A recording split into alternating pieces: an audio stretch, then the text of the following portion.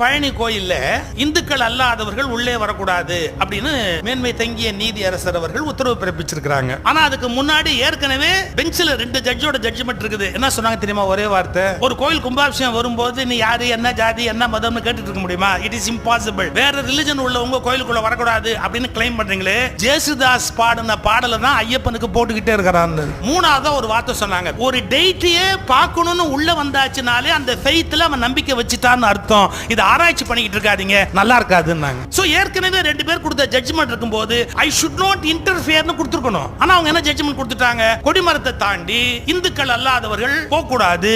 இப்பதான் நான் இன்ட்ரெஸ்டிங்கான விஷயம் சொல்ல போறேன். பழனி மலை கோயில்ல கொடிமரமே கிடையாது. பழனி கோயில் சித்தர்களால் கட்டப்பட்ட கோயில் என்பதால அதுல கொடிமரம் இல்ல. கொடிமரமே இல்லாத கோயிலுக்கு ஒருத்தன் கேஸ் போடுறான், ஒருத்தன் பதில் எழுதுறான், ஒரு ஜட்ஜி தீர்ப்பு எழுதுறாரு. இவர்கள் யாருக்கும் சாமி முக்கியம் இல்லை, சண்டை முக்கியம்.